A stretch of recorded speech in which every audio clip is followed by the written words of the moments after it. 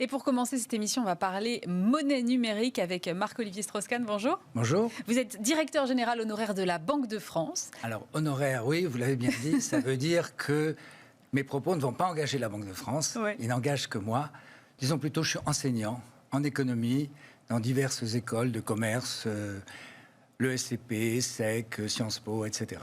D'accord. Et donc, vous avez participé cette semaine au Forum économique de la Sorbonne. C'est un événement dont Bismart était justement partenaire cette semaine. Et vous avez été convié à participer à une table ronde autour des monnaies numériques.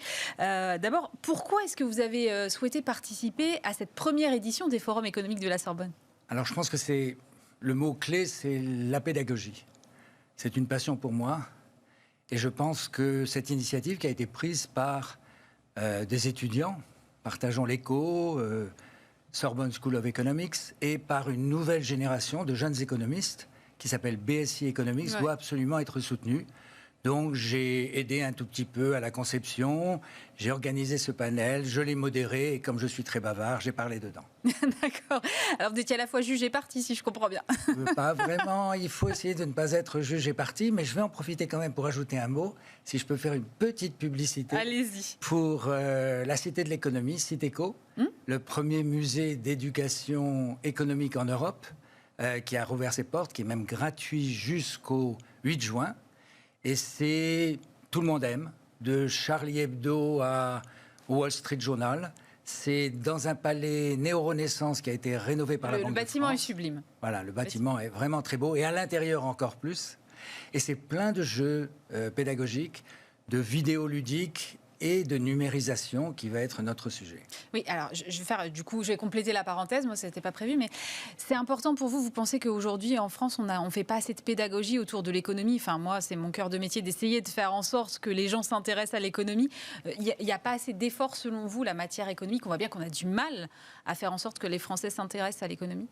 La matière économique ça fait peur, donc il faut l'expliquer de façon simple à tout le monde, par tous les moyens, depuis la Cité de l'économie jusqu'à Bismart, qui fait des choses plus élaborées. Alors, pour revenir au sujet qui nous intéresse, vous avez choisi de traiter des monnaies numériques dans le cadre de ces forums économiques de la Sorbonne. Pourquoi les monnaies numériques ? Alors, la monnaie, d'abord, c'est un bien public, c'est quelque chose qui fait partie de notre vie quotidienne, donc c'est très important. Et c'est bousculé par le choc de la numérisation. Donc c'est un très bel exemple que mes élèves, mes étudiants, me demandent souvent de commenter. C'est une belle illustration. Là, on avait mis le mot de Bitcoin dans le titre, puisque c'était monnaie numérique, le souverain face au Bitcoin. Ouais. Et le but n'était pas, et n'est pas, d'avoir un débat pour ou contre le Bitcoin, ça devient très passionné. C'est plutôt de voir quel type de défis sont posés aux souverains. Et quand je dis le souverain, c'est les États. Et donc, il y avait Caroline Malcolm de l'OCDE, qui est une spécialiste de la fiscalité et de la blockchain. Il y avait Benoît Cœuré, de la Banque des règlements internationaux, c'est-à-dire un peu une institution qu'en général on ne connaît pas bien, c'est un peu la banque centrale des banques centrales. Et puis il y avait Isabelle Vaillant, de l'autorité bancaire européenne pour l'aspect régulation. D'accord, ok. C'est un panel très complet. Alors d'ailleurs, j'en profite si ça vous intéresse pour aller plus loin. Vous pouvez évidemment retrouver cette conférence en replay sur le site de bismart.fr. Pour revenir au cœur du sujet qui est donc la monnaie économique, la monnaie numérique, pardon, telle qu'on la connaît, vous l'avez dit, finalement, celle la plus emblématique de toutes, c'est le Bitcoin. Mais il y a beaucoup de volatilité. On a suivi tous les mouvements là au cours des derniers mois. Ça monte, ça baisse dans des proportions effectivement très grandes. Est-ce qu'on peut considérer que c'est véritablement une monnaie, le Bitcoin, ou c'est un actif au même titre que, par exemple, peuvent être les actions ? Alors, un petit rappel, la monnaie, c'est un actif qui remplit 3 fonctions. Ouais. C'est une unité de mesure, ça permet de savoir pour mesurer un prix, une valeur de quelque chose. C'est un moyen de paiement, on focalise surtout là-dessus. Et puis c'est une réserve de valeur, c'est-à-dire dès lors qu'il n'y a pas trop d'inflation. Ouais. Et c'est basé sur la confiance. La confiance dans celui qui l'émet, l'État, le souverain, la banque centrale, lorsqu'il lui a délégué ça. Le cryptoactif, c'est très différent. Il y a toujours eu des innovations dans la monnaie. Ça démarre par les coquillages, l'or, les billets. Les billets sont pleins de nouvelles technologies. Oui, en matière de sécurisation, par exemple. Voilà. Et il y a eu énormément de changements. Parfois, on parle de l'odyssée des espèces. Mais dans le cas présent, un cryptoactif, Et je ne dis pas une crypto-monnaie, parce que pour moi, ce ne sont pas des monnaies, ils ne remplissent pas ces fonctions. Et ils ne remplissent pas ces fonctions pour différentes raisons, mais si je devais résumer, parce que, prenons l'exemple du Bitcoin de nouveau, c'est le plus connu, il a été annoncé dès le début qu'il n'y en aurait que 21 millions d'unités. Donc c'est sa rareté même qui fait sa valeur. Mais il n'y a pas de valeur derrière. Dans le cadre d'une action, il y a une valeur, celle de l'entreprise. Dans le cadre d'une monnaie, il y a la valeur des fondamentaux de l'économie. Dans le cas d'un cryptoactif, c'est juste l'offre et la demande qui peut s'envoler avec un tweet d'Elon Musk et puis retomber dans des proportions gigantesques par rapport aux vraies monnaies dès lors qu'il y a un tweet dans l'autre sens. Et parce qu'elles sont limitées en nombre et parce que leur production coûte beaucoup, en tout cas avec la technologie actuelle, la blockchain, qui a beaucoup d'avantages par ailleurs, mais dont le principe consiste à ne pas reposer sur une institution dans laquelle on a confiance, la Banque centrale, mais sur la vérification de toutes les opérations passées. Donc il faut tout revérifier à chaque transaction, ce qui fait des coûts de production très importants, et c'est contraire au principe même d'une monnaie dont la caractéristique est l'extensibilité. Le fait qu'on puisse l'utiliser, en avoir de plus en plus, sans que ça coûte de plus en plus cher. Vous avez dit parmi les fonctions principales de la monnaie, il y a celle de régler des achats. Et c'est vrai qu'aujourd'hui, par exemple, on voit difficilement comment on pourrait régler des achats en bitcoin. Ça commence à se faire de ci, de là, mais même Tesla, finalement, a reculé il n'y a pas si longtemps que ça. Comment est-ce que vous voyez l'intérêt pour le consommateur du bitcoin, si ce n'est la spéculation ? Je ne veux pas décevoir ceux qui en détiennent, je n'en vois pas beaucoup. Alors, parfois, quand on en parle, on me dit, mais c'est pareil pour l'or. On détient de l'or et puis on ne règle pas en or. C'est vrai. Si ce n'est que l'or a quand même des utilités économiques dans la joaillerie, dans la dentisterie, dans les métaux et tout son aspect conducteur, etc. Dans le cadre des cryptoactifs, moi je ne vois pas vraiment. Ce qui ne veut pas dire que l'innovation qui est derrière la blockchain dont j'ai parlé, elle n'a pas d'utilité. Et elle est utilisée actuellement, par exemple, par les banques centrales pour enregistrer des opérations sur les obligations. Mais au niveau du public et dans la situation actuelle, je ne vois pas à quoi elle pourrait servir. C'est classique, ce système-là. Le secteur privé initie, le secteur public s'approprie. Donc, il y a eu les cryptoactifs associés à la blockchain. C'est une technologie qui peut être utile. Le secteur public va proposer, bientôt on va en parler, les mêmes choses. Pourquoi le faire avec un cryptoactif qui, par ailleurs, peut financer des activités illicites ou douteuses? On sait que c'est très concentré sur très peu de mains, même s'il y a beaucoup de détenteurs. Ils en ont très peu. Ceux qui en ont beaucoup sont beaucoup moins connus et ils peuvent, par là, faire des activités douteuses. Alors, vous parliez du secteur privé, il y a Facebook aussi qui a un projet qui a été revu évidemment plusieurs fois. Mais alors là, c'est pas tout à fait pareil, parce qu'on parlait de la volatilité du Bitcoin. Facebook a un projet de stablecoin. Ça veut dire que le cours serait adossé au dollar et qu'un diem, puisque c'est le nom a priori de la monnaie de Facebook, serait adossé au dollar. Donc un diem égale $1. C'est un fonctionnement là pour le coup qui est très différent et qui se rapprocherait davantage de ce que peut-être pourraient mettre en place des banques centrales. Alors, le fait même qu'ils aient décidé, et il n'y a pas que Diem, qui n'existe toujours pas d'ailleurs. Non, on en parle depuis longtemps, mais petit peu, ils n'arrivent toujours pas à le sortir. Mais il y a depuis l'année dernière l'émergence d'un assez grand nombre de stablecoins, et le nom même stable montre bien qu'ils se distinguent des cryptoactifs qui eux peuvent être très volatiles. Pourquoi ? Parce qu'ils sont convertibles au pair dans une monnaie. Donc déjà ça réduit un tout petit peu certains des risques dont j'ai oublié de le dire. Pour les cryptoactifs, ils doivent être surveillés, ils doivent être régulés, parce qu'il y a une demande. Donc à partir de ce moment-là, il y a un marché. Ce qu'il ne faut pas, c'est que des épargnants soient trompés, et donc il faut le réguler. C'est ce qui se passe au niveau européen. Pour le stablecoin, comme Diem, sa difficulté, c'est que à partir du moment où il est adossé sur une seule monnaie, quelle différence avec cette monnaie-là ? Au début, Facebook voulait faire une monnaie mondiale, adossée sur plusieurs monnaies. Il y aurait eu du dollar, de l'euro, etc. C'était le projet Libra qui a été revu. Et puis, c'était extrêmement compliqué. Et il y avait quand même des risques qui étaient associés. Risque peut-être pour la protection des données. Facebook, c'est quand même énorme. Et on a vu qu'il y avait eu des fuites dans leurs données. C'est aussi un risque d'oligopole au niveau mondial. Si Facebook, d'ailleurs, voulait faire ça, c'était pour contrer certains oligopoles chinois. On en parlera peut-être tout à l'heure, qui eux-mêmes développaient leur approche. Donc, à partir de ce moment-là, pour les États, pour les banques centrales, c'est quelque chose qui doit être aussi régulé. Et ils ont énormément de mal à trouver un régulateur. Et ils sont en train de se replier sur les États-Unis. Le projet Diem, puisqu'il est passé de Libra à Diem, va maintenant, et ça a été déclaré il y a quelques jours, n'être qu'une sorte d'intermédiaire avant la création par la Federal Reserve, la Banque centrale américaine, d'un vrai dollar numérique. Donc on voit que c'est une fonction un peu intermédiaire. Ah ouais. En plus, elle peut poser des problèmes pour d'autres pays. Pas nécessairement dans le pays, parce qu'il n'y a plus d'interférence avec la politique monétaire, puisque c'est en dollars pour la Fed. En revanche, on sait que des pays sont dollarisés, c'est-à-dire qu'ils utilisent cette monnaie. On peut imaginer, avec la puissance de Facebook, que le dollar étant utilisé dans d'autres pays, ça accentue la dollarisation de ces pays en développement et que ça crée un problème pour la conduite de la politique monétaire de ces pays. Vous parliez du projet Libra qui a été effectivement revu à la baisse, mais si Facebook a reculé, si on peut le dire comme ça, c'est surtout parce qu'il y a une fronde des États à un moment. Donc est-ce que la monnaie doit rester l'apanage des États ?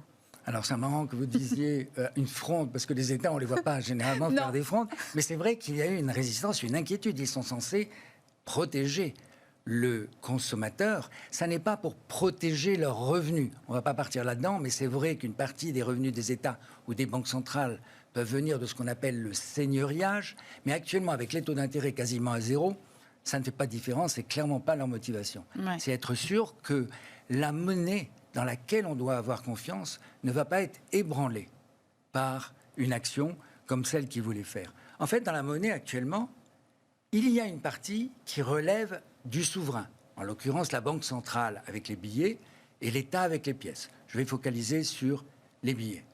C'est ce qu'on appelle la monnaie fiduciaire, la monnaie dans laquelle on a confiance. Et puis une autre partie, mais en réalité 90% en zone euro, du stock de monnaie est créé par les banques. Mais ces banques, pour pouvoir le faire, elles sont régulées et supervisées. Et ça, c'est ce que des unités, comme des entités comme Facebook, etc., ont du mal à accepter. Et leur vrai but est de valoriser leur banque de données. Oui, je comprends. On parlait des États, justement, il y a la Chine qui a mis en place un e-yuan, en tout cas qui le teste, c'est une sorte de double numérique du yuan papier pour payer via son téléphone portable, depuis l'application de la Banque centrale chinoise. Est-ce que, selon vous, la Chine est en fait le pays le plus avancé aujourd'hui en matière de monnaie numérique ? Alors, en fait, là, maintenant, on vient de basculer dans une troisième phase. Il y avait les crypto-actifs, il y avait les stablecoins. Voilà. Et puis maintenant, on a, c'est un peu un nom compliqué, la monnaie numérique de banque centrale, c'est-à-dire normalement émise par une banque centrale. Et pour que vous compreniez bien, elle se rapproche d'une sorte de monnaie fiduciaire numérisée. C'est un billet numérique, en quelque sorte. D'accord ?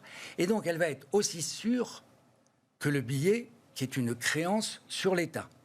Et où vous êtes sûr de pouvoir l'utiliser, d'abord parce qu'il ne peut pas être refusé dans un magasin, normalement, dès qu'il a le cours légal.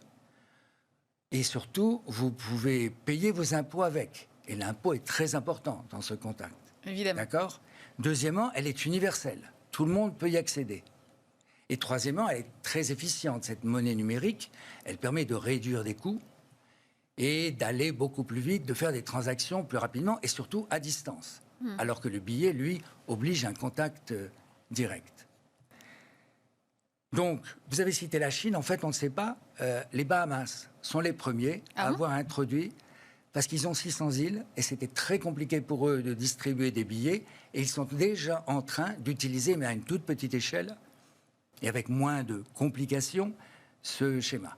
La Chine est connue parce qu'elle teste dans plusieurs villes, avec plusieurs démarches, d'ailleurs pas fondées sur la blockchain, cet élément-là. Et pourquoi est-ce qu'elle la People's Bank of China, qui est le nom de la banque centrale chinoise, fait ça fondamentalement parce que c'est une façon de récupérer une information qui pourrait être utilisée à des fins diverses par les grands oligopoles chinois, Tencent, Alibaba, etc. Et on sait que Jack Ma a eu quelques problèmes récemment parce qu'il avait un peu oublié qu'il était en Chine.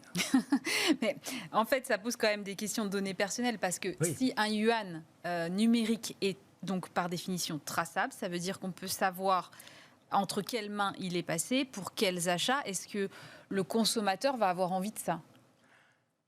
Alors, vous soulevez un vrai problème qui est presque un des principaux. Le respect de la vie privée versus ce qu'on appelle la conformité. C'est-à-dire le fait de pouvoir respecter des règles, des lois qui empêchent l'évasion fiscale, le financement d'activités illicites, le blanchiment, voire le financement du terrorisme. Alors, est-ce que le consommateur va l'accepter? C'est au consommateur de répondre. Moi, je ne saurais le dire. Il l'accepte déjà bien souvent. Et il l'accepte par des entités qui ne sont pas nécessairement contrôlées démocratiquement comme une banque centrale. Vous faites des achats avec votre téléphone, sauf si vous faites bien attention, on sait ce que vous avez acheté. Qu'est-ce que le consommateur préfère? Que ça soit un géant numérique qui ait toutes les informations, que ça soit son banquier ou que ça soit la banque centrale? On verra. Il y aura peut-être de la compétition. Alors, la BCE, justement, réfléchit à cette histoire d'euro numérique aussi, pour pas peut-être se laisser distancer par la Chine. Est-ce qu'on en sait un peu plus sur ce projet aujourd'hui? On en est à quel stade? Alors, je vais répondre tout de suite à votre question, mais ça me fait penser au fait que on pourrait dire, oui, mais à quoi ça sert que les banques centrales aient cette capacité de créer de la monnaie et qu'elles en gardent une partie, comme pour les billets? Et en fait, le fait que vous ayez parlé de la Chine et de la BCE me fait penser à ce qui s'est passé l'année dernière. Et dans le panel d'avant-hier, Benoît Cœuré l'a très bien dit. C'est la BCE, pour la zone euro, qui a créé, décidé, sans créer de problème de confiance dans les marchés, 750 milliards d'euros. Quel acteur privé pour lutter contre la pandémie et les effets négatifs de la pandémie sur le système financier potentiellement? Quel acteur privé pourrait faire ça sans qu'immédiatement ça amène à se poser des questions? Donc la BCE aussi, oui, elle y réfléchit, elle l'a dit dès l'année dernière. En 2020, elle a sorti un rapport en octobre, et puis très rapidement, elle a démarré une grande enquête, dans laquelle d'ailleurs la question alors il l'appelle la privacy, c'est-à-dire le respect de la vie privée, est apparue comme un des grands éléments. Et c'est vrai que dans le cas du billet, on pourrait dire, mais le billet, il est totalement anonyme. Donc il peut financer du blanchiment ou des activités illicites. Mais c'est pour ça qu'il est limité en montant. Que ce soit lors d'une transaction, on ne peut pas vous le refuser, mais vous ne pouvez pas payer au-delà d'un certain montant, sauf pour payer vos impôts. Sauf pour payer les impôts? Ah oui, vous pouvez. On peut payer les impôts en liquide, je ne savais pas. On peut payer normalement les impôts en liquide. Normalement, ça ne peut pas être... Je me ferai taper sur les doigts si j'ai dit une bêtise. D'accord. Mais je pense que c'est normal puisque ça a cours légal. Et c'est la monnaie que la Banque centrale émet, mais dont l'actionnaire principal, unique d'ailleurs dans le cas des pays de la zone euro, sauf pour la Belgique, sont les États. Alors... tout ça, ça peut poser des problèmes. Et donc, c'est lancé, ou du moins, ça va être officialisé dans un mois, je m'y attends. Christine Lagarde a dit que ça serait vers l'été, qu'on annoncerait la confirmation du lancement du projet. Pas plus tard qu'hier, ou avant-hier, un article de la BCE est venu montrer tous les avantages d'un euro numérique au niveau international. Donc, le terrain est bien préparé. Et vous avez vu qu'aujourd'hui, Ursula von der Leyen a annoncé plus généralement un portefeuille virtuel, digital, dans lequel on aurait beaucoup d'informations. Tout ça fait partie d'un ensemble pour favoriser la numérisation de l'économie et que nous ne soyons pas en retard. Pour autant, il y a beaucoup de problèmes à résoudre. Et je peux les évoquer si vous voulez. Oui, volontiers. Et moi, j'ai d'abord une question qui me vient. C'est-à-dire qu'à la différence d'un cryptoactif, là, il faudra forcément que la monnaie numérique des banques centrales puisse être illimité. Donc ça nécessite peut-être de ne pas reposer sur la même technologie que les cryptoactifs. Alors, c'est effectivement fondé ce que vous dites. Il y a d'une part la monnaie qui sera utilisée pour le marché de gros, c'est-à-dire entre les banques et la Banque centrale. Et là, il n'y a pas trop d'intervenants.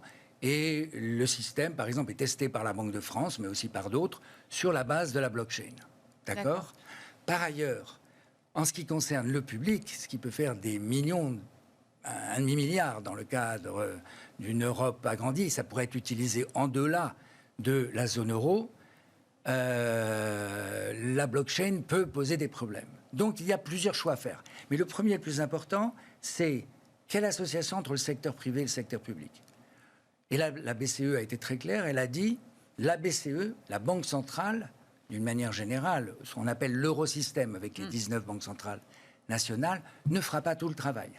Elle utilisera pour tous les services auxiliaires, pour ce qu'on appelle « connaissez votre client », KYC, Know Your Client, ou bien pour des tas d'interactions, les banques.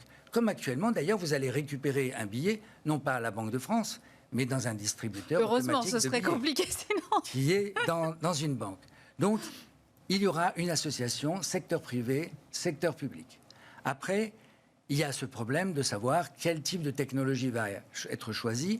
Et là, les banques centrales sont dans une situation relativement confortable, même s'il ne faut pas trop attendre, pour voir ce que le secteur privé propose et choisir, selon les caractéristiques de chaque zone, la meilleure solution. Après, il y a ce qu'on a un peu évoqué, c'est-à-dire plutôt fondé sur un compte, comme la carte de contact, la carte sans contact, pardon, qu'on utilise et qui a beaucoup décollé pendant la pandémie, ou bien quelque chose qui serait purement une carte qu'on a préchargée auparavant et qu'on peut appeler un jeton ou un token. D'accord ? Donc, dans un cas, ça passe par un compte, dans l'autre cas, ça passe par une fiche en plastique. Le billet, d'une certaine façon, est un jeton, est un token. Et puis, il y a un problème plus général qui est celui, et j'arrêterai là, de l'interopérabilité. Je l'ai dit lentement parce que c'est compliqué à dire. Ça veut dire qu'il faut que tous les systèmes soient bien connectés à l'intérieur du pays, entre la monnaie scripturale, qui s'oppose à la monnaie fiduciaire, je l'ai dit tout à l'heure.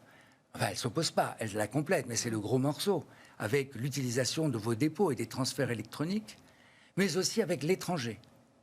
Et par exemple, en France, en Europe, on utilise énormément Visa et Mastercard, qui ne sont pas du tout européens. Donc il y a derrière aussi un petit enjeu de souveraineté. Alors, vous mentionniez des choix de banque centrale qui pourraient être différents en matière de technologie selon les zones. Ça veut dire qu'on n'aura pas d'action, si je puis dire, coordonnée des banques centrales pour que tout le monde choisisse le même système et que ce soit plus simple. Alors, c'est un point essentiel que vous soulevez. Pensez aux billets. Ouais. Les billets, ils sont différents dans chaque pays. C'est vrai. Mais ils ont des standards communs qui font que si vous dépensez un billet dans un autre pays, une machine électronique va pouvoir le reconnaître et le tester. Donc il faut à la fois des standards communs et permettre des spécificités de chaque zone. Les Anglais, Britanniques voudront peut-être toujours avoir la reine d'Angleterre. C'est ça. Quelque part, je ne sais pas où, pas nécessairement les Européens. Donc il faut faire les deux, et c'est notamment à la Banque des règlements internationaux, où se réunissent les banques centrales tous les 2 mois, que ces discussions ont lieu, pour veiller à ce qu'il y ait à la fois de l'autonomie, de la différenciation, mais qu'il y ait un minimum de standardisation. Mais finalement, pour le consommateur, je me dis que ça ne va pas forcément changer grand-chose. Parce que si vous me parlez de cartes de paiement sans contact, alors peut-être qu'effectivement, il n'y aura pas le logo Visa ou Mastercard dessus, ou même d'un jeton, mais qui ressemblerait de près ou de loin à une monnaie. Étant donné qu'aujourd'hui, de toute façon, je peux déjà payer avec mon téléphone, que la plupart de mes transactions, je peux les faire en ligne, finalement, ça ne va pas tant révolutionner que ça mon quotidien, si ? Alors, ça ne va pas tant révolutionner si c'est fondé soit sur un secteur privé bien régulé et supervisé, soit sur la Banque centrale. Si c'est fondé sur des acteurs de l'ombre ou qui ne sont pas régulés, parce que ce n'est pas leur fonction, comme les big tech ou des choses comme ça, ça peut créer des problèmes. Ce qu'il faut, c'est garder cette notion de confiance. Quand vous avez un billet, vous en avez peut-être moins utilisé récemment, Oui. le nombre de billets a augmenté. La plupart des Français, comme dans la zone euro en général, sont allés pendant la pandémie retirer plus de billets, probablement pour les mettre sous leur matelas. C'est une image, c'est la thésaurisation. Pourquoi ? Parce que s'il y a un vrai problème, s'il y a une crise, quand l'incertitude augmente, c'est pour ça aussi que le prix de l'or monte à ce moment-là, vous voulez un instrument qui soit absolument sûr. Le billet étant émis par le souverain, par la Banque centrale, c'est la liquidité ultime. Même s'il y avait une crise, même s'il n'y a plus d'électricité, ce qui peut arriver, vous pouvez toujours utiliser vos billets. Alors vous êtes très moderne, vous êtes déjà passé à un système différent, mais pour l'inclusion financière, c'est important aussi. Tout le monde n'a pas un compte en banque. C'est vrai. Donc ce qu'il faut, c'est pouvoir utiliser quelque chose qui soit numérisé pour être plus efficace, un peu comme ce qu'offre le billet. Et puis vous avez la fracture ou éviter l'exclusion numérique. Oui, bien sûr. Il y a des personnes âgées, il y a des personnes venant d'autres pays. Certaines évaluations disent que ça peut atteindre jusqu'à 20% de la population dans certaines villes, qui ne sont pas, pour des problèmes de compréhension, de langue, d'apprentissage, capables d'utiliser quelque chose qui soit trop compliqué. Donc il faut trouver le compromis entre les deux. C'est pour ça que on va continuer, à mon avis, à utiliser des billets. Oui, c'était ma prochaine question. Ce ne sera pas la fin du cash ? Parce qu'on entend beaucoup ça. On entend notamment dans les pays nordiques que le cash recule et que voilà, il y en aura de moins en moins. Un mot sur les pays nordiques. C'est la Suède, en fait, essentiellement, où effectivement c'est tombé.